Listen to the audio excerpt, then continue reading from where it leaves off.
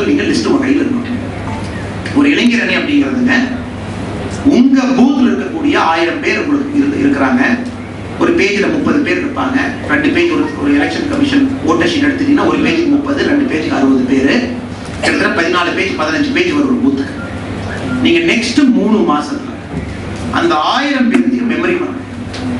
அவங்க யார், என்ன வேலை செய்யறாங்க, வீடு எங்க இருக்கு, யாருக்கு ஓட்டு போடுவாங்க, யாரெல்லாம் ஓட்டு மாத்தி போடுறதுக்கு பாசிபிலிட்டி இருக்கு, யாரெல்லாம் டிஎம்கேல பிறந்தாங்க, யாரெல்லாம் ஏடிஎம்கேல பிறந்தாங்க, யாரெல்லாம் இந்த 2 கட்சிகளை விட்டு பாஜக ஒரு மாற்று சக்தியா பார்ப்பாங்க, பாஜக யாரெல்லாம் வருவாங்க, அதுல இளைஞர்கள் யார். உங்க கையில ஒரு டைரி இருக்கும், ஒரு பென் இருக்கும். நீங்க இதை பண்ணல அப்படின்னாங்க நம்ம மிச்சம் என்ன பாலிடிக்ஸ் பண்ணா கூட அது வேஸ்ட்.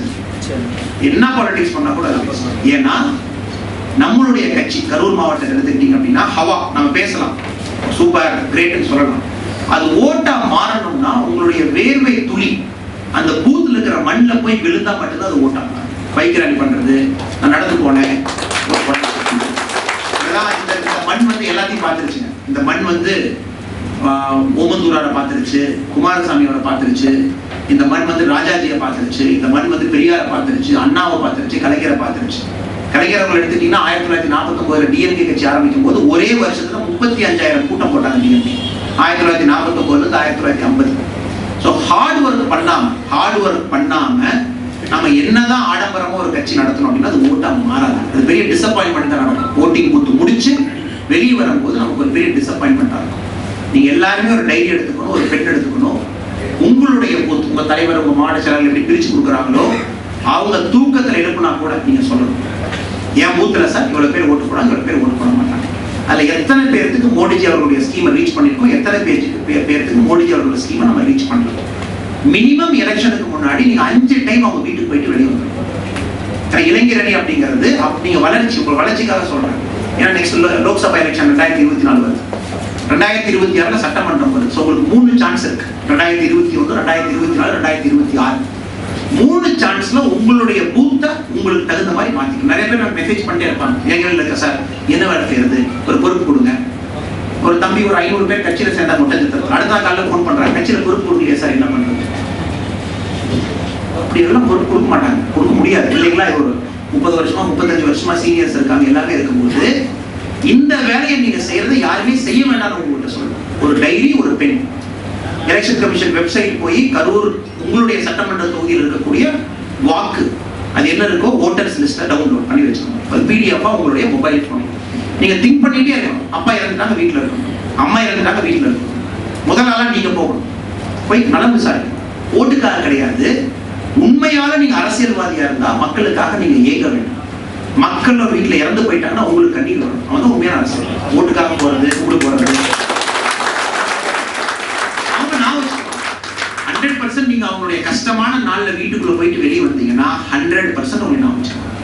நிச்சயமாக ஓட்டு போடும்போது தம்பி வீட்டுக்கு வந்துட்டு போனாப்புல, 2 டைம் வந்துட்டு போனாப்புல, நம்ம ஸ்கீம் வந்திருக்கான்னு கேட்டாப்புல, கொரோனா இருந்து நான் ரெக்கவர் ஆகி வந்து வீட்டுக்கு வந்து தம்பி கேட்டுட்டு போனாப்புல, கவுசூர் குடிநீர் குடிச்சிங்களான்னு கேட்டாரு. இந்த மாதிரி கையில பாத்தீங்கன்னா என் பாக்கெட்ல இருக்கு பாருங்க, இந்த மாதிரி அரசனை கால வந்து கொடுத்துட்டு போனாரு. பாக்கெட்லேயே வச்சுக்க, ஒரு 10-20 பாக்கெட்லேயே வச்சுக்க, வீட்டுக்கு போகும்போது கொடுங்க, போய் பாருங்க. உங்க பூத்துல 2 ஹெக்டர் கீழே இருக்கக்கூடிய விவசாயிக்கு வந்து மோடிஜி அவர்கள் கொடுக்கக்கூடிய 6000 ரூபாய் ரீச் ஆகினா நம்ம மேலதான் தப்போ தவிர விவசாயி அவர்கள் மேல தப்பு கிடையாது. உங்க பூத்துல இருக்கக்கூடிய மக்களுக்கு 5 லட்சம் ரூபாய் பிரதமரோட காப்பீடு திட்டம்னு இது கிடையாது. நீங்க போய் பக்கத்துல எக்ஸ்பிளைன் பண்ணணும். இது 23,000 ஹாஸ்பிட்டல் இருக்குங்கம்மா, கரூர்ல 5 ஹாஸ்பிட்டல் பேருங்கம்மா, இது அவங்களுடைய பிஆர்ஓ நம்பருங்கம்மா, இது 1531 நோய்களுக்கு வந்து இந்த கார்டுல வந்து உங்களுக்கு தீர்வு கிடைக்கும், நீங்க போங்க. உங்களுக்கு யாரும் செய்யல பாத்தீங்கன்னா கொரோனாக்காக சில ஹாஸ்பிட்டல் வந்து இந்த கார்டை நாங்க அங்கீகரிக்க மாட்டேன்னு சொல்லும் போது நீங்க பேசினா அங்கீகரிப்பாங்க, அவங்க சண்டை போடும் சில ஹாஸ்பிட்டல், பிரைவேட் ஹாஸ்பிட்டல். அந்த மாதிரி நீங்க ஃபாலோ பண்ணாதான் உங்களுடைய பொலிட்டிக்கல் அப்படிங்கிற ஒரு ரூட் கிடைக்கும். அது ஒரு வேர் போடணும். அந்த மரத்துக்கு ஆரம்பத்திலே கொஞ்சம் வேர் போட்டீங்கன்னா வேர் கெட்டி ஆயிடும். அதுக்கப்புறம் யாரும் வந்து உங்களை பாலிடிக்ஸ் வந்து அசைக்க முடியும், யாரும் அசைக்க முடியாது. அதனால தயவு செஞ்சு நெக்ஸ்ட் 3 மாசம் அப்படிங்கிறது உங்களுடைய நோக்கம் அப்படிங்கிறது உங்களுடைய பூத், உங்களுடைய வார்டு, உங்களுடைய ஏரியாவை பக்காவா நீங்க வச்சுக்கணும். 2வது விஷயங்கள் வந்து மோடிஜி அவர்களுடைய திட்டத்தை எல்லாம் இருக்க படிங்க. எல்லாமே நம்மளுடைய வெப்சைட்ல இருக்கு. நம்ம தலைவர் நடத்தக்கூடிய மண்டல் லெவல் ஒர்க் ஷாப் எப்போ நம்மளுக்கு ஆரம்பிக்க போதும், இன்னொரு 4-5 நாள் ஆரம்பிக்குது. அதில் உங்களுக்கு ஒரு பிரிண்டட் புக்லெட் மாதிரி கொடுப்பாங்க, அது பிடிஎஃபாக வாங்கிக்கங்க. மோடிஜி அவர்கள் 131 திட்டமும் அதை பற்றி எக்ஸ்பிளைன் பண்ணிட்டாங்க. இந்த டைம் திட்டம் என்ன, யாருக்கு போய் சேரணும், நீங்கள் படிக்கணும். 10th ஸ்டாண்டர்ட் எக்ஸாம் எப்படி படிக்கிறீங்களோ அந்த மாதிரி படிக்கணும். உட்காந்து ஒரு ஸ்கீம் நீங்கள் படிக்கணும். ஏன்னா அப்போ தான் நீங்கள் டிபேட் பண்ணும்போது ஒருத்தனை பேச முடியும். பாருங்க, இதாங்க நம்ம கவர்மெண்ட் ஸ்கீம் உங்களுக்கு நல்லதுங்க அப்படின்னு. அதனால ஹார்ட் ஒர்க், நாலேஜ் பேஸை இம்ப்ரூவ் பண்ணிக்கணும். 3வது மிக முக்கியமானது உங்களுடைய பேச்சு பயிற்சி ஆரம்பிக்கும். நீங்க எல்லாருமே நல்ல ஒரு பேச்சாளர். இப்ப திராவிட கழகத்தை எடுத்துக்கிட்டீங்கன்னா அவங்களுடைய ஆரம்பமே வந்து பேச்சு பயிற்சி தான். பேச்சு பயிற்சியில தேர்ச்சி பெற்றவங்க தான் வெளியே வந்து தலைவர்களாக அடையாளம் காட்டப்படுவாங்க. முதல் ஒரு காலத்துல இப்பெல்லாம் விடுங்க, யாரோ வந்து பேசுறாங்க, என்னென்னமோ பண்றாங்க. அதனால பேச்சு பயிற்சி நீங்க இம்ப்ரூவ் பண்ணிக்கணும். வீட்டுல சும்மா இருக்கும்போது பேசுங்க, 4 பேர் உட்கார வச்சு பேசுங்க, ஃப்ரெண்ட்ஸ் ஒரு 20 பேர்த்த கூட்டம் போது பேசுங்க. இன்னைக்கு உங்க செயற்குள்ள ஒரு இனாகரேஷன்ல பேசினாலும் நெக்ஸ்ட் டைம் ஒரு பேசவே கூடாது, இன்னொருத்தர் புது நண்பர் வந்து பேசணும். எல்லாருக்கும் அந்த ஆப்பர்ச்சுனிட்டி கிடைக்கணும். கூட்டம் முன்னாடி நிற்கும் போது உங்களுக்கு அந்த பிபி ஏறணும், வேர்க்கணும், கை நடுங்கணும், பேர் நான் வச்சு முடியாம திணறணும். அதெல்லாம் நடந்தா தான் நீங்க அரசியல். அதெல்லாம் நடக்கணும், அவமானப்படணும், ஸ்டேஜில் ஏறி அவமானப்படணும் 2 டைம். நீங்க சான்ஸா கேளுங்க, நான் பேசணும், பேச கத்துக்கணும். எனக்கு வந்து அப்பதான் நீங்க மக்கள்கிட்ட போய் உங்க ஊர்ல இருக்கிற ஆலமரத்துக்கு கீழே ஒரு 10 பேர் 20 பேர் உட்கார வச்சு நீங்க மோடிஜி பத்தி பேசும்போது உங்க பேச்சை பார்த்தே ஓட்டு போட்டு போயிடும். என்ன அருமையா பேசுறாரு பாருங்க. அதற்கான பயிற்சியை வளர்த்துக்குங்க. நல்ல தமிழ் புத்தகங்கள் எப்பவுமே உங்க கார்ல, உங்களுடைய பைக்ல, டேங்க் கவர்ல நீங்க போகும்போது பிடிஎஃப்ல புக்கு வச்சு. ஏன்னா அந்த காலத்துல ஒரு மன்னன் சொன்ன மாதிரி ஒரு புலவன் போய் மன்னனை கேட்கிறான், சாமி நான் நிறைய கவிதையெல்லாம் பாடிட்டு இருக்கேன், எனக்கு கொஞ்சம் ஒரு பொன்காசு கொடுங்க அப்படின்னு. மன்னன் சொல்றாரு, இல்லை நான் கொடுக்க மாட்டேன், கிளம்பு அப்படின்னு. அதுக்கு அந்த புலவன் பாடுறாரு, மன்னவனும் நீதானோ வளநாடும் நின்னதோ அப்படின்னு. உலகத்திலேயே மன்னன் நீ மட்டும்தான் இருக்கியா, உங்கள்கிட்ட மட்டும்தான் நாடுன்னு ஒண்ணு இருக்கா, எங்கள்கிட்ட கல்வி இருக்கு, அறிவு இருக்கு. அறிவுங்கிறது என்னன்னா நீங்க பண்ணிக்கணும். இப்ப தேஜஸ்வி சூர்யா அவருக்கு ஏன் அவ்வளவு மரியாதை கொடுக்குறாங்கன்னா, அவருக்கு கிட்டத்தட்ட 2017-18 இருந்து பேசுறாரு, மேடையில போய் டிபேட் பண்றாரு, டிஸ்கஸ் பண்றாரு, ட்வீட் போடுறாரு, சண்டை போடுறாரு, அரசாங்கத்தோட கொள்கையை எடுத்து போய் மக்கள்கிட்ட போய் ரீச் பண்றாரு. அப்பதான் உங்களை அடையாளம் காட்டப்படுவீங்க. அதனால பேசணும், பேசுறது வெரி வெரி இம்பார்ட்டன்ட். பாலிடிக்ஸ்ல 90% உங்களுடைய பேச்சு. அதனால இம்ப்ரூவ் பண்ணுங்க. இந்த ஏஜ் நீங்க இம்ப்ரூவ் பண்ணலீங்கன்னா அதுக்கப்புறம் உங்களுக்கு இம்ப்ரூவ்மெண்ட் ஆகாது. இந்த 3 விஷயங்கள் ஆணித்தரமா உங்களுக்கு சொல்லணும். மிச்ச மேடை பேச்சு மாதிரி பேசலாம், ஒரு கட்சி நான் திட்டி பேசுவேன், அதெல்லாம் பிரச்சனை கிடையாது. ஏன்னா இது அதுக்கான பெயர் கொடுக்குது, அதுக்கான கிடையாது. இது வந்து நம்மளுடைய முயற்சியை போட்டு நம்ம கட்சியை பலப்படுத்துறதுக்கான திட்டம் வகுத்துதெல்லாம் செயற்பட்டு அதுல ஒரு ஸ்ட்ராட்டஜி, ஒரு மீட்டிங். தலைவர் அவர்கள் 15 நாளைக்கு உங்களுக்கு ஒரு கோல் கொடுத்துருக்கணும், 15 டேஸ்ல ஒரு கோல். இந்த அக்டோபர் மாசத்துக்குள்ள என்ன பண்ணணும், நீங்க நவம்பர்ல என்ன பண்ணணும், டிசம்பர்ல என்ன பண்ணணும், ஜனவரில என்ன பண்ணணும், அந்த மாதிரி கோல் வச்சு நீங்க மூவ் பண்ணணும். ஸோ நீங்க எல்லாருமே எலெக்ஷன் நடக்கும்போது நம்ம மாவட்ட தலைவர் வந்து யூத்தை கூப்பிடணும். அந்த யூத் டீமை கூப்பிடுங்கப்பா, அவங்களுக்கு தான் பூத்தை பத்தி தெரியும், அவங்களுக்கு தான் வந்து அந்த ஏரியாவை பத்தி தெரியும். ஸோ மாவட்ட தலைவர் மீட்டிங் கூடும்போது நீங்க வந்து பின் பாயிண்டா சொல்லணும், இவங்க ஓட் போடாங்க சார், இவங்க போட மாட்டாங்க. நீங்க வந்து பாருங்கன்னா ஸ்ட்ராட்டஜிக்கு தகுந்த மாதிரி போடணும். கரூர் அப்படிங்கிறது நீங்க நினைச்சுக்கணும்னு வச்சுக்கணும். இது வந்து 2 மிகப்பெரிய ஆளுமைகள் இருக்கக்கூடிய ஊர். ஒருவருக்கு வந்து தோக்கிறதே பிடிக்காது. ஒரு கட்சியில் இருக்கக்கூடிய தலைவருக்கு தோக்க விட மாட்டார். நான் ரொம்ப க்ளோஸா பார்த்திருக்கேன். அவருக்கு தோல்வி பிடிக்காது. 24 மணி நேரம் வேலை செய்யக்கூடிய அவர் இருக்கக்கூடிய கட்சி தப்பா இருக்கலாம், தப்பான மனிதர் நம்ம சொல்லலாம். பட் அரசியல் விட்டுட்டு பார்த்தீங்கன்னா அதான் உழைப்புல மேல வந்துடும். 5 கட்சி மாறி வந்தா கூட ஒரு கட்சியில ஒரு எம்எல்ஏ எலெக்ஷன் நின்று ஜெயிக்கிறாருன்னா அதெல்லாம் சும்மா வர்றது இல்லை. பணம் எல்லாம் வந்து 2வது தான். பணம்ங்கிறது யூ கேன் ஸ்விங் அபவுட் 4%. அதான் ஸ்ட்ராட்டஜி சொல்லுது. எலெக்ஷன் ஸ்டாட்டிஸ்டிக்ஸ் பார்த்தீங்கன்னா 4% தான் மணிக்கு ஸ்விங் கிடைக்கும். அதெல்லாம் உழைப்பு. வீட்டுக்கு போகாம கட்சி ஆபீஸ்ல தூங்குறாரு நம்ம சொல்ற தலைவர். நம்ம எல்லாம் மேடைக்கு திட்டுறோம். கட்சி ஆபீஸ்ல 4 நாள் படுத்து தூங்குறாரு. சென்னையில் இருக்காரு, அடுத்த நாள் வந்து டெல்லியில் இருக்காரு, அடுத்த நாள் கரூர்ல இருக்காரு, இங்க இருக்காரு, அங்க இருக்காரு. ஸோ அந்த உழைப்பை மேட்ச் பண்ணணும். அந்த உழைப்பை நம்ம மேட்ச் பண்ணோம் அப்படின்னா நம்மளுடைய ஐடியாலஜி மேட்ச் ஆகும். நம்ம பேசக்கூடிய எல்லா விஷயங்கள், சித்தாந்தங்கள், இந்தியாவுக்காக, நாட்டுக்காக, தேசிய மாண்பீகம், அரசியல் நம்ம பேசுறது உழைப்பை போட்டுட்டு பேசணும். உழைப்பை போடாம நம்ம பேசும்போது என்னதுன்னா காத்துல வந்து கை தட்டிட்டு போயிடுவாங்க. சிவாஜி கணேசன் அவர்கள் போய் பேசும்போது மெரினா பீச்ல 1 லட்சம் பேர் வந்தாங்க. பட் ஓட்டு போடும் போது 1000 பேர் கூட போகணும். காரணம் என்ன, பேச்சு கேட்க வந்தவங்க. அதனால உழைப்ப வேர்வையை சென்று இங்க இருக்கக்கூடிய இன்னொரு அரசியல் ஆளுமை கூட அவரும் தோக்கிறது பிடிக்கும். மிகப்பெரிய மந்திரி, பவர்ஃபுல் போர்ட்ஃபோலியோ. ஸோ கரூரை பொறுத்த வரைக்கும் எலெக்ஷன் அப்படிங்கிறது அந்த அளவுக்கு நம்ம உழைப்பை போடல அப்படின்னா ரொம்ப கஷ்டம். உழைப்பை போடணும், 8 மாசம் மேட்ச் பண்ணணும், கூட நிக்கணும், மல்லு கட்டணும், இந்த கபடி கேம்ல நிக்கிற மாதிரி நிக்கணும். இந்த மாடெல்லாம் கால மாடு வெளியே அந்த வாடிவாசல் திறந்து விட்டீங்கன்னா வருது இல்லைங்களா, அந்த மாதிரி நீங்க நிக்கணும் ஒரு மாட்டை எதிர்த்து. அப்பதான் வெற்றி அப்படிங்கிற வந்து நீங்க சுவைக்க முடியும், பார்க்க முடியும், அதை தக்க வைக்கணும். அதனால உழைப்பை போடுங்க. அவங்க போடுற உழைப்புல நாம ஒரு பாதியை போட்டுட்டு வெற்றி நினைச்சோம்னா அது நடக்காது. அவங்க போடுற உழைப்பை விட 2 மடங்கு போடணும். அவங்க கட்சி ஆஃபீஸ்ல இருக்காங்க, வீட்டுக்கு போகலாம். நாமளும் கட்சி ஆஃபீஸ்ல இருப்போம், வீட்டுக்கு போகலாம். டெய்லி டூர்ல இருக்காங்க, நாமளும் டெய்லி டூர்ல. ஊருக்கு எலெக்ஷன் ஓட்டர் லிஸ்ட் அத்துப்படியா ஞாபகமா வச்சிருக்காங்கன்னா நாமளும் மனப்பாடம் பண்ணணும். எங்க போய் யார்கிட்ட பேசினா ஓட்டு வரணும் அவங்களுக்கு தெரியும். வில்லேஜ் லெவல் இன்ஃப்ளூயன்சஸ் அப்படிமா விஎல் எலெக்ஷனை பொறுத்தவரை ஸ்ட்ராட்டஜியில பாத்தீங்கன்னா 3% பேர் வந்து 40% பேரை இன்ஃப்ளூயன்ஸ் பண்ணுவோம். இதுதான் இந்தியன் எலெக்ஷனோட ஸ்டாட்டிஸ்டிக்ஸ். 3% மக்களை நீங்க கவர்ந்துட்டீங்கன்னா 40% மக்கள் உங்களுக்கு ஓட்டு போடுவாங்க. அவங்க பேர் வில்லேஜ் லெவல் இன்ஃப்ளூயன்ஸ். கிராமத்துல இருக்கக்கூடிய இன்ஃப்ளூயன்ஸ் பண்ணக்கூடிய ஆட்கள். அது இன்ஜினியரா இருக்கலாம், கலெக்டர் ஆஃபீஸர் வேலை செய்யற ஒரு ஃப்ரெண்டா இருக்கலாம், டாக்டரா இருக்கலாம், லாயரா இருக்கலாம். அவங்கள முதல்ல நீங்க இன்ஃப்ளூயன்ஸ் பண்ணணும். அவங்கள போய் பார்த்து பேசி நம்ம கட்சி என்ன, கட்சியோட உண்மையான கொள்கை என்ன, சித்தாந்தம் என்ன, தேசியம் என்ன, மோடிஜி எதற்கு போட்டாங்க. நேற்று ஒரு டனல் ஓபன் பண்ண உங்களுக்கு தெரியும். யாரெல்லாம் தப்பு போயிருந்தீங்களோ ஒரு சிம்பிள் உதாரணம் கொடுக்குறேன். ரோட்டாங் பாஸ் கீழே ஒரு டனல் அடிச்சு உடைச்சோம். ஒரு டனலை போட்டு பார்த்தீங்கன்னா லேவையும் ஒரு ஹிமாச்சல் பிரதேசத்தில் இருக்கக்கூடிய இன்னொரு இடத்தையும் கனெக்ட் பண்ணோம். அந்த ஒரு டனல் போட்டனால 6 மணி நேரம் வந்து நாம வந்து நேரத்தை குறைச்சிருக்கோம். அதை விட பார்த்தீங்கன்னா 3 மாவட்டங்கள் ஹிமாச்சல் பிரதேஷ்ல நம்ம என்ன சொல்லக்கூடிய அந்த லேவை தாண்டி இருக்கக்கூடிய 3 மாவட்டங்கள் வந்து 4 மாசம் டிராவல் பண்ண முடியாது. மழை வந்து எல்லா ரோட்டையும் அடைச்சிடும். அவங்க மாவட்டத்துக்குள்ளே இருக்க வேண்டியதான் 4 மாசம். நல்லது கிடையாது, கெட்டது கிடையாது. சிறந்தா கூட மாவட்டத்துக்கு போக முடியாது. ஸோ மோடிஜி அவர்கள் பாஸை ஓபன் பண்ணது சும்மா இருக்கும் நம்ம ஆர்மி மூவ்மெண்ட்டுக்காக இல்லைங்க. இப்போ அந்த 3 மாவட்டமே எப்ப வேணாலும் எங்க வேணாலும் டிராவல் பண்ணலாம். இமேஜின் பண்ணி பாருங்க, ஒரு நாட்டில் ஒரு குடிமகன் இருக்கான், அவனுக்கு வந்து உரிமை இருக்கு, எல்லா இடத்துக்கும் போகணும், அப்பாவை பார்க்கணும், அம்மாவை பார்க்கணும். பட் 4 மாசம் ஊரடங்கு உத்தரவு மாதிரி இத்தனை காலமாக வாழ்ந்து கொண்டிருக்கிறாங்க. ஏன்னா அந்த ரோட்டாங் பாஸ் மூடிடுச்சுன்னா நீங்க போக முடியாது. இந்த மாதிரி விஷயத்தை இந்த மாதிரி நீங்க மக்கள்கிட்ட போய் சேர்த்து. மோடிஜி பாஸ் ஓபன் பண்ணாரு, உலகத்திலே பெரிய டனல். அது ஒரு பகுதி. 2வது பகுதி, நான் 3-4 மாவட்டங்களுக்கு 365 நாளும் ரோட்ல போறதுக்கான வசதி ஏற்படுத்தி கொடுத்தேன். இது 2வது விஷயம். 3வது விஷயம், 2010 காங்கிரஸ் கவர்மெண்ட் அவங்க அடிக்கல் நாட்டினாங்க.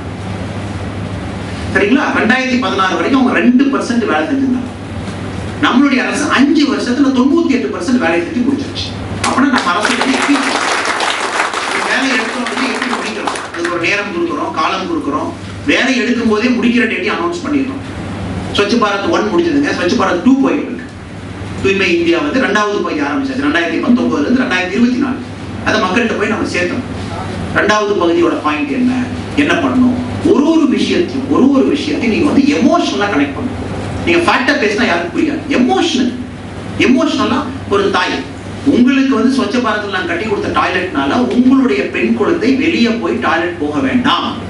நம்மளுடைய அரசு இந்த 5 வருஷத்துல 11 கோடி டாய்லெட் கட்டி கொடுத்துருக்கோம். 11 கோடி டாய்லெட் தமிழ்நாட்டில் 51,50,000 டாய்லெட் கட்டி கொடுத்துருக்கோம். ஸ்வச்ச பாரத் பண்ணி கரூர்லயே அந்த டாய்லெட் இருக்கும். அந்த பெண்ணுகிட்ட போய் டாய்லெட் கட்டி கொடுத்துன்னு சொல்லக்கூடாது. உங்களுடைய பெண் மகள் வெளியே போய் டாய்லெட் போனா எல்லாத்துக்கும் நமக்கு தலை முடியுங்க. அதற்காக ரேஷன் ஷாப் இப்பெல்லாம் பாருங்க, ஏப்ரல்ல இருந்து நவம்பர் 30ஆம் தேதி வரைக்கும் ரேஷன் கிடைக்கும். ஒருத்தருக்கு 4 கிலோ அரிசி, 1 கிலோ பருப்பு. வீட்டுல 4 பேர் இருந்தீங்கன்னா மூட்டையில தான் தூக்கிட்டு, கையில அந்த பையில தூக்குற காலமெல்லாம் போச்சு. மாசத்துல இருக்க ரேஷன் ஷாப் போறாங்க, பெரிய மூட்டையை தூக்கிட்டு வீட்டுக்கு போறாங்க. எமோஷனல் கனெக்ட் மூட்டையில கொடுக்குறாரு மோடி. விவசாயிகள் 6,000 ரூபாய். 6,000 ரூபாய் எதுக்கு உங்களுக்கு தெரியும். நீங்களும் விவசாய குடும்பம், நானும் விவசாய குடும்பம், எல்லாமே விவசாய குடும்பம். அந்த கூலி கொடுக்குறனே நம்மளால எவ்வளவு கஷ்டப்படுவாங்க தெரியுங்களா? ஆட்டுக்குட்டி அப்பதான் சின்னதா இருக்கும், 1 மாசம் விட்டா குட்டி வளர்ந்துரும், வியாபாரி வந்து குடிப்பான். அதனால 1 மாசத்துக்காக ஒரு இடத்துல கடன் வாங்கும். அந்த நாத்து கொடுக்குறக்கோ, டிராக்டர் கூலி கொடுக்குறக்கோ, அதற்காக கடன் வாங்கும். 2,000 3,000 எத்தனையோ குடும்பத்துல இருக்கு. சில குடும்பத்தை பார்த்தீங்கன்னா வெள்ளாட்டு குட்டி 4 குட்டி வச்சிருக்காங்க. அந்த வெள்ளாட்டு குட்டி வித்து கடனை செட்டில் பண்ணா அந்த வெள்ளாடு ஆடு வயிற்றுல குட்டி இருக்கும் போதே கணக்கு போட்டுருவாங்க. அதுக்கப்புறம் குட்டி பிறந்து 4 மாசம் கழிச்சு விற்கிறப்பவே ஒரு விவசாயியோட வாழ்க்கை பார்த்தீங்கன்னா இப்படித்தாங்க. எல்லாமே பார்த்தீங்கன்னா எதிர்பார்ப்புதான் விவசாயியோட வாழ்க்கை. ஆடு குட்டி போட்டா பணம், குட்டி வளர்ந்தா பணம். அப்படித்தான் முதல் முறையாக அவங்க கையில் 6,000 ரூபாய் கொடுக்குறாங்க. 2,000 எது கொடுக்குறோங்க? அவருக்கு கூலி செலவுக்குனா அது ஆகும். 10 பேர் வந்து கூலி கொடுத்தாங்கன்னா அன்னைக்கு சாயந்தரம் கௌரவமா அவங்களுடைய முகத்தை பார்த்து 2,000 ரூபாய் கையில் கொடுத்தோம், எடுத்துட்டு போங்க. அதான் அந்த 2,000 பார்த்தீங்கன்னா 3 சீசனுக்கு கொடுக்குறோம். அறுவடை டைம்ல கொடுக்குறோம், நாத்து நடும்போது கொடுக்குறோம். அந்த மாதிரி பிளான் பண்ணி அரசு 2,000 ரிலீஸ் பண்ணும். இதை நீங்க மக்கள்கிட்ட சொல்லணும். மோடிஜி கொடுக்குற 6,000 ரூபாய் பெருசா அவங்களுக்கு இன்ட்ரெஸ்ட் இருக்காது, முக்கியமான விஷயம் தான். பட் எதற்காக கொடுக்கிறோம்? இதான் எமோஷனல் கனெக்ட். எமோஷனல் கனெக்ட் பண்ணும். விவசாயிகளுக்கு கிசான் கார்டுன்னு கொடுக்குறோம். உங்களுக்கு தெரியும், இந்த இந்தியாவில் யாராச்சும் போய் 4% 1,60,60,000 ரூபாய் கடன் வாங்க முடியுங்களா பேங்க்ல? எந்த கேள்வியும் இல்லாம ஒரு விவசாயி லேண்ட் வச்சிருக்கணும், சிறு விவசாயி அவர் போய் பேங்க்ல போய் லோன் கேட்கிறாரு. 1,60,000 4% கொடுக்குறாரு மோடிஜி. 4%, 35 பைசா வட்டி. அதையும் நீங்க டைம் கட்டிட்டீங்கன்னா 3% தள்ளுபடி. ஒரே பர்சன்ட் தான் கிடைக்கும். ஒரே பர்சன்ட் 8 பைசா. உலகத்துல யாருமே 8 பைசா கடன் கொடுக்க மாட்டாங்க. அவர் சரியா கட்டிட்டு வந்தாருன்னா 1,60,000 வந்து 3 லட்சம் ரூபாய் வரைக்கும் ரைஸ் பண்ணிடுவாங்க. அடுத்த வருஷம் 3 லட்சம் ரூபாய்க்கு போயிடும். ஸோ நீங்க 3 லட்சம் ரூபாய் 4 ரூபாய் வட்டி வாங்கிக்கலாம். வருஷத்துக்கே சேர்த்து 4 ரூபாய். கரெக்டா கட்டிட்டீங்கன்னா 3% தள்ளுபடி, 1%. இதை நீங்க சொல்லணும். இதுதான் எமோஷனல். அண்ணா அவர்களோ கலைஞர் அவர்களோ பேச்சுல பாத்தீங்கன்னா எமோஷனலா தான் கனெக்ட் பண்ணுவாங்க. எப்பவுமே ஸ்டாட்டிஸ்டிக்ஸ் அண்ட் ஃபேக்ட்ஸ் கொடுக்க மாட்டாங்க. அதனால நீங்க பேச்சு பட்டறைகள்ல மண்டல லெவல் ட்ரைனிங்ல நீங்க எல்லாம் கத்துக்கிட்டு எப்படி ஒரு விஷயத்தை பிரசன்ட் பண்ணலாம். ஒரு ஹோட்டல்ல போய் பாத்தீங்கன்னா சாப்பாடு கேட்கணும், எப்படி பிரசன்ட் பண்றோம். ஒரு நல்ல ஒரு டேபிள், அதுக்கு அழகான ஒரு மியூசிக், நீட்டா வந்து ட்ரெஸ் போட்டு வந்து அதுக்கு ஒரு பிளேட், அதுல சாப்பாடு, அது மேல ஒரு ட்ரெஸ்ஸிங், அதுக்கு சாலட் ஒரு ட்ரெஸ்ஸிங். அது ஒண்ணுமே இல்லை. 100 ரூபாய்க்கு போறது நம்ம 700 ரூபாய் 500 ரூபாய்க்கு கொடுத்து சாப்பிடுவோம். காரணம் என்னன்னா பிரசன்டேஷன். ஸோ சரக்கு இருக்கு, அந்த சரக்கை நீங்க பிரசன்ட் பண்ணணும். அது வந்து நீங்க பண்ணுவீங்க. ஏன்னா நீங்க கனெக்ட் ஆகிட்டீங்க ஆல்ரெடி. உங்களுக்கு தெரியும் அந்த வேவ் லென்த்ல அந்த மைண்ட் செட்ல இருக்கீங்க. ஸோ தயவு செஞ்சு சின்ன சின்ன விஷயங்கள் தப்பா எடுத்துக்காதீங்க. இதை வந்து நம்மளுடைய இம்ப்ரூவ்மெண்ட்டுக்காக, நம்மளுடைய வளர்ச்சிக்காக, நம்மளுடைய ஒரு திட்டங்கள் கூட அரசை பொறுத்த வரைக்கும் எமோஷனலா போய் நீங்க மக்கள்கிட்ட கனெக்ட் பண்ணிட்டா 100% ஓடும். 100% டவுட்டே வேண்டாம். வெஸ்ட் பெங்கால்ல போட்டாங்க, போடுறாங்க. திரிபுரால போட்டாங்க, அசாம்ல போட்டாங்க. அதெல்லாம் தமிழ்நாட்டோட கஷ்டமான ஸ்டேட்ஸுங்க. திரிபுரால வந்து பிஜேபி ஆட்சிக்கு வரப்போ ஒரு கிளை கிடையாது. 5 வருஷம் 7 வருஷத்துக்கு முன்னாடி பார்த்தீங்கன்னா மாணிக் சர்க்கார் அவர்கள் 25 வருஷம் கம்யூனிஸ்ட் ஆட்சி. அங்கே கிளை போட்டீங்கன்னா வெட்டி கொண்டுருவாங்க கம்யூனிஸ்ட்காரங்க. எப்படி வந்தாங்க? எமோஷனலி கனெக்ட் பண்ணாங்க. நார்த் ஈஸ்ட் எல்லா மக்களுக்கும் எமோஷனலி கனெக்ட் ஆனாங்க மக்கள். மோடிஜி அவர்கள் வந்ததுக்கு அப்புறம் நார்த் ஈஸ்ட் இருக்கக்கூடிய 24 எம்பி 18 எம்பி நம்ம கனெக்ட் பண்ணி கொடுக்குறாங்க. இந்தியன் ரெக்கார்டுங்க. 2019 நார்த் ஈஸ்ட் கிறிஸ்டியன்ஸ் இருக்காங்க. நம்மளை சொல்றாங்க மத அரசு, இந்து அரசுங்கிறாங்க. கிறிஸ்டியன்கள் இருக்கக்கூடிய நார்த் ஈஸ்ட்ல 24 எம்பில 18 எம்பி வந்து பிஜேபி ஓட்டு போட்டு தேர்ந்தெடுக்கிறாங்கன்னா மக்கள் எப்படி கனெக்ட் ஆயிருக்காங்க, மோடிஜி எப்படி பாக்குறாங்க பாருங்க. அதை நீங்க தமிழ்நாட்டில் கொண்டு வந்தீங்கன்னா வேலை முடிஞ்சு போச்சு. அதனால யோசிங்க, பயிற்சி பட்டறைகள் வைங்க, பேச்சு பயிற்சியை வளர்த்துக்குங்க. நம்ம ஸ்கீம் உட்காந்து படிங்க. தூக்கத்தில் இருக்குனா கூட நீங்க சொல்லணும் ஸ்வச் பாரத்னா என்ன. தூக்கத்தில் இருக்குனா கூட நீங்க சொல்லணும் மோடிஜி அவர்கள் கொடுக்கக்கூடிய இன்சூரன்ஸ் காப்பீடு திட்டம் என்ன. தூக்கத்தில் 2 மணிக்கு எழுப்பிட்டா கூட நீங்க சொல்லணும் 6,000 ரூபாய் யாருக்கு கொடுக்குறோம், எப்படி கொடுக்குறோம், ஏன் கொடுக்குறோம். அவ்வளவுதான். போற இடத்துல பேசிக்கிட்டே இருக்கு. வாரத்துக்கு ஒரு 10 மணி நேரம் கட்சிக்காக ஒதுக்குது. யார் பொறுப்பில் இல்லாமல் இருக்கிறீர்களோ 10 மணி நேரம் கட்சிக்காக. ஒரு டைரி, ஒரு பெண். யாராச்சும் மனசு பேசுவோம், சார் நான் பிஜேபி சேர்றேன், உடனே பெண் நம்பர், நான் பிஜேபி சேரலான்னு இருக்கேன், போய் பேசணும். கையில் ஓட்டர்ஸ் லிஸ்ட் வச்சுக்கணும். அந்த மாதிரி பண்ணிட்டீங்கன்னா லாஸ்ட் 2 நிமிஷம் முடிச்சிடணுங்க. இப்படித்தான் அமித்ஷா அவர்கள் நம்ம நாளைக்கு முன்னாடி அகமதாபாத்ல ஆரம்பிச்சார். சாக்கேஜ் அப்படிங்கிற ஒரு முனிசிபாலிட்டி, ஒரு அகமதாபாத்ல இருக்கக்கூடிய எம்எல்ஏ தொகுதி. முதல் பொறுப்பு பூத் நம்பர் 37ஓட பூத் இன்சார்ஜ். அவர் அன்னைக்கு போட்ட உழைப்பு, அந்த மெட்டிகுலஸ்னால தான் நீங்க சாணக்கியா நம்ம சொல்றோம். சும்மா சாணக்கியா பேர் வாங்கிட முடியுங்களா? ஏன்னா அந்த உழைப்பு மக்கள் அவ்வளவு அற்புதமா புரிஞ்சு வச்சிருக்காங்க. மக்கள் எப்படி பிஹேவ் பண்ணுவாங்க, எப்படி ஓட்டு போடுவாங்க, எப்படி வந்து மக்கள்கிட்ட பேசணும், மக்கள்கிட்ட எப்படி கனெக்ட் பண்ணணும், அதை நீங்க இப்ப இருந்து வளர்த்திக்கணும்.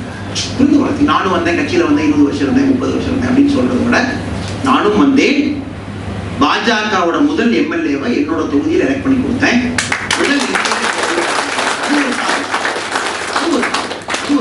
அந்த மாதிரி சொன்னீங்கன்னா ஒரு சாதனை. அதனால நீங்க எல்லாமே நாளைக்கு பஞ்சாயத்து எலெக்ஷன் ரெடி ஆகணும். நெக்ஸ்ட் உங்களுக்கு அடுத்த சைக்கிள் ஆஃப் எலெக்ஷன்ஸ் வருதுங்க. உள்ளாட்சி தேர்தல் நடக்கும்போது உங்களுக்கு ஒரு 10-20 பேர் ரெடியா இருக்கணும். உங்க ஊர்ல நீங்க நின்று ஜெயிக்கணும். இப்ப இருக்கக்கூடிய நிறைய தலைவர்கள் பாத்தீங்கன்னா பஞ்சாயத்து எலெக்ஷன்ல ஜெயிச்சுதான் மேல சிஎம் வரைக்கும் வந்திருக்காங்க. ஆனா உங்களுடைய ஆரம்ப காலம் பஞ்சாயத்து எலெக்ஷனா இருந்தாலும் நீங்க கவலைப்படக்கூடாது. எல்லாருமே தேஜஸ்வி சூர்யா மாதிரி 27 வயசுல எம்பி ஆவேன் தேவை கிடையாது. நீங்க பஞ்சாயத்து தலைவரானா கூட சந்தோஷம் தான். ஏன்னா அது முக்கியமான ஒரு பொறுப்பு, மிக மிக முக்கியமான ஒரு பொறுப்பு பஞ்சாயத்து தலைவர் அப்படிங்கிறது. அதற்கான முயற்சி நீங்க இருக்கீங்களா? அதற்கான ஆயத்தத்தில் இருக்கீங்களா? அதற்கான பணி செஞ்சுட்டு இருக்கீங்களா? உங்க பஞ்சாயத்துல உங்க எல்லாத்தையும் 3 டைம் போய் பார்த்துட்டீங்களா? ஸோ ஒரு கோல் வச்சுக்கங்க, ஒரு இலக்கு வச்சுக்கங்க. கட்சிக்குள்ள ஒரு ஆரோக்கியமான காம்படிஷன் இருக்கும். இந்த நண்டு எல்லாம் பார்த்தீங்கன்னா ஒரு 10 நண்டு தூக்கி கொண்டு போட்டீங்கன்னா எந்த நண்டையும் மேலே விடாது. பட் ஒரு நண்டு மேலே போயிடுச்சுன்னு வச்சுக்கங்களேன், அடுத்த நண்டை கை பிடிச்சி எடுத்துடும். எல்லா நண்டு மேலே ஏறும். பட் முதல் நண்டு ஏறதுக்கு எந்த நண்டு விடாது. அதான் பிரச்சனை. ஒரு பொலிட்டிக்கல் பார்ட்டிக்குள்ள பார்த்தீங்கன்னா எல்லா நண்டு சேர்ந்து எந்த நண்டு ஏறக்கூடாது. பட் நீங்க சேர்ந்து ஒரு நண்டை ஏற்றி விட்டீங்கன்னா அடுத்த நண்டு இன்னொரு நண்டை ஏற்றி விட்டுரும். ஸோ டீம் ஒர்க் எப்பவுமே ஹெல்ப் பண்ணுங்க. அந்த டீம் ஒர்க்ல ஆரோக்கியமான ஒரு விவாதம், ஆரோக்கியமான ஒரு காம்படிஷன், ஆரோக்கியமான ஒரு சர்ச்சை, ஆரோக்கியமான ஒரு சண்டை, அதெல்லாம் இருக்குங்க. சின்ன சின்ன உரசல்கள், சின்ன சின்ன விஷயங்கள்லாம் வீட்லயும் சகஜம். ஒரு வீட்டுல 4 பேர் இருந்தாவே சண்டை போடும். கட்சியில வந்து நீங்க இத்தனை பேர் இருக்கீங்க, 1000, 2000, 10,000, 15,000, அதெல்லாம் சகஜம் தான். ஏன்னா பொறுப்புன்னு ஒருத்தர் வந்துட்டாங்கன்னா நம்ம கட்சியை பொறுத்த வரைக்கும் அவங்க சொல்றதை நம்ம கேட்கணும். அதுதான் நம்ம கட்சியோட கொள்கை. அதனாலதான் நம்ம கட்சி வந்து உடையாம என்னென்னமோ பண்ணி பார்த்து கூட 1952 இருந்து இவ்வளவு ஸ்ட்ராங்கா நிக்கிறோம். 303 MP எடுத்திருக்கோம் அப்படின்னா தலைவர், இப்ப கரூர் மாவட்ட தலைவர் எலெக்ட் பண்ணி வந்துட்டார்.